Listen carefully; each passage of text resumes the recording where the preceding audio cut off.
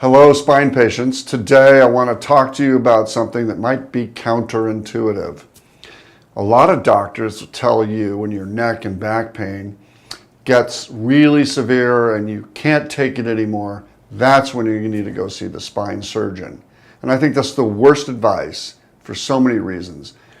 Time is such an important factor, and if we get to spinal conditions early, if they need surgery, if we get it when the pain is just starting within the first few months, maybe in the first year or so, we have a lot more options than the patient who waits until he's crawling in to see me.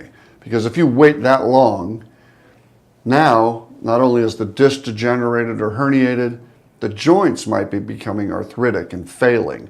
And the reason that's important for me is if I'm contemplating a motion-sparing surgery like disc replacement, I need to make sure that your joints are healthy, because the artificial disc replacement just replaces the disc. It does not replace your arthritic joints. So if you have an early degenerative disc and your joints are relatively healthy, I have a lot more options to keep you functional and mobile. I can help build a physical therapy exercise strengthening program, perhaps, and some other treatment procedures, maybe supplementation, nutritional things we can change to reduce inflammation, to keep you functional.